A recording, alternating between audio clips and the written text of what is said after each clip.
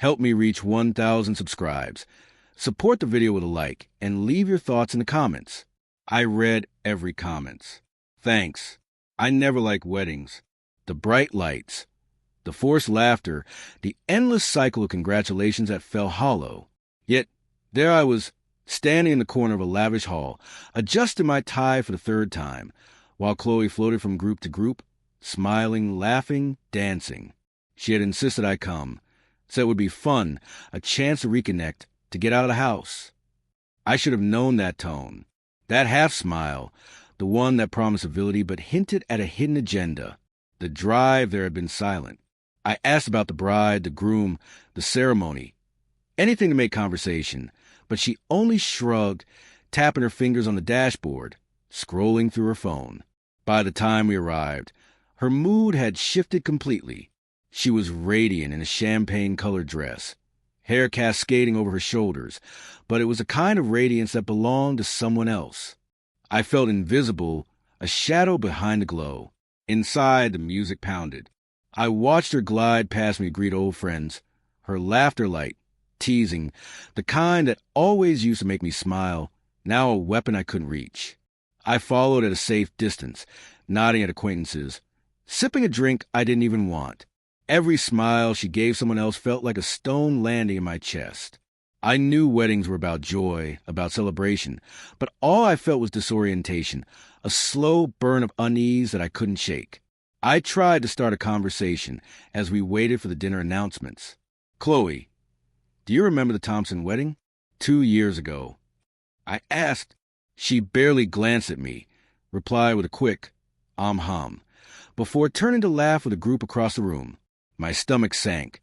I had expected indifference, yes, but this casual dismissal, it stung deeper than anything she had said before. I wondered, not for the first time, if she even noticed me at all. The evening dragged on. Couples danced, glasses clinked, speeches were made, and Chloe seemed to live entirely in their orbit. I was a ghost, standing by the coat rack, nursing a drink, watching the woman I had loved for 14 years slip further out of reach. When I finally sat beside her at the dinner table, she didn't look at me. Her fingers traced the rim of her glass as she spoke to our neighbors, her eyes never meeting mine. Then it happened.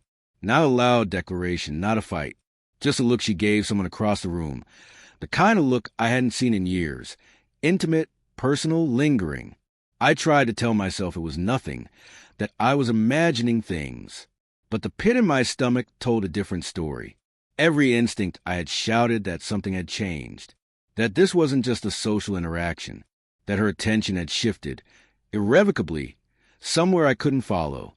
By the time the dancing started, I knew I couldn't stay. I told her quietly, I'm going to get some air, and slipped out the side door. The night air hit me like a cold wave. I walked down the steps, trying to steady my racing heart, trying to tell myself I was overreacting. But the image of her, leaning into someone else's shoulder, laughing a way that had once been reserved for me, burned in my mind. I didn't hear the car behind me until she honked. Chloe pulled up, looking frantic but still composed, the kind of controlled panic that made me uneasy. I opened the passenger door without a word. The drive home was silent. Not the comfortable, companionable silence we had shared in years past, but a taut, brittle quiet that felt ready to snap. My hands gripped the steering wheel, knuckles white, and I realized I was shaking. Not from fear, from realization. Once we were home, she excused herself to freshen up, leaving me alone in the living room. My mind replayed every glance, every laugh, every subtle shift in her demeanor that night. Something had changed, and I could no longer ignore it. I thought of all the quiet nights, the small gestures of love, the years of loyalty and patience, how fragile it had all been, like glass, and how easily it had shattered without a single loud crack. Hours later, my phone buzzed. A text, Chloe, short, deliberate. Come, we need to talk. It wasn't casual. It wasn't playful. It wasn't the Chloe I had loved. My chest tightened, my mind raced. Was it remorse? Confession? Or something darker? Something I had feared but hadn't yet faced? I stared at the message for what felt like hours, fingers hovering over the screen, heart hammering. That single word, that simple ellipsis, carried more weight than any argument, any accusation, any silence before. I knew then what I'd been avoiding, what I had suspected, but I'd been too afraid to name. The wedding had been the turning point. Her attention, her affection, her heart, it had already left. And this text, this fragile invitation, was nothing but a final confirmation. I put down the phone, took a deep breath, and in that quiet moment, realized what I had to do, not out of anger, not out of spite, but because the truth, no matter how painful, demanded recognition. By morning, everything had changed. The next morning, I woke up to the same hollow quiet that had been filling our home for months, but now it carried a sharper edge.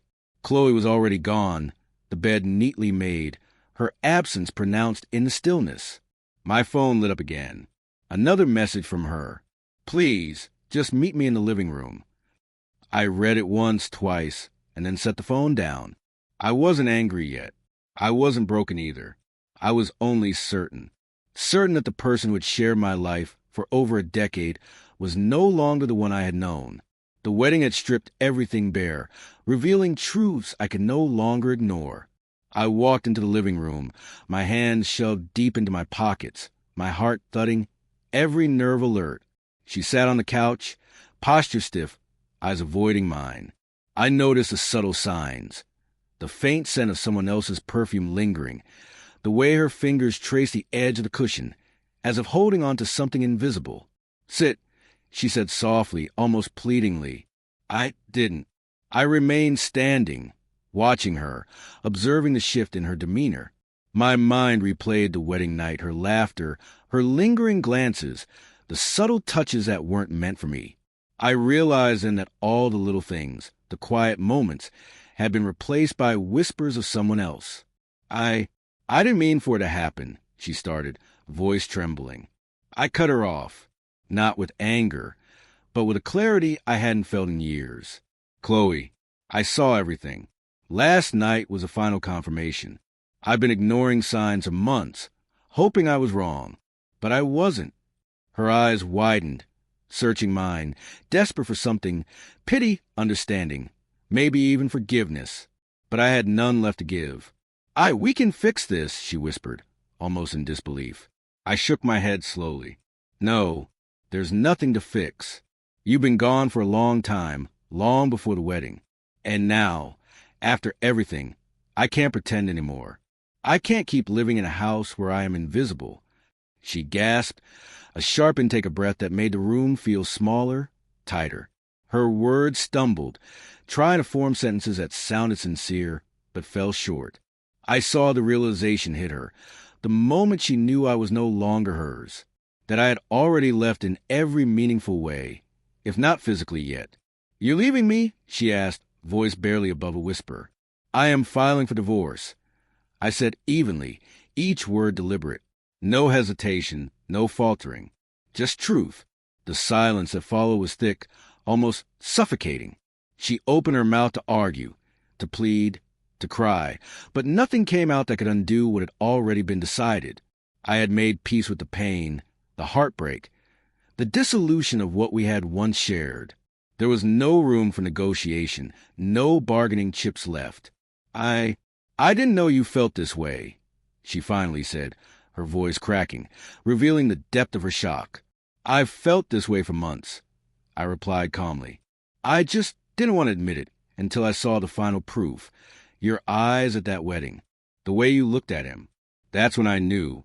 Not just your heart, but your loyalty, your attention, all gone. She sank onto the couch, head in her hands, silent now.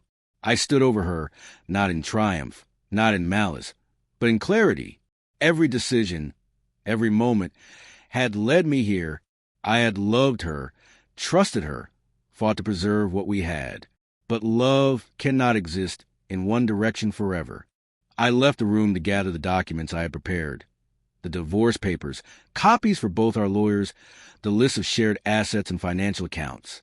When I returned, she was still curled on the couch, silent, resigned. I laid the papers on the coffee table between us. "This is final," I said softly. "No arguments, no delays. We both know what's next. Lawyers will handle the rest. I'm done waiting, done hoping, done pretending." Her tears fell silently. Not dramatic sobs, not theatrical pleas, just a quiet acknowledgement of the consequences of her choices. The woman I had loved for years had become someone I barely recognized.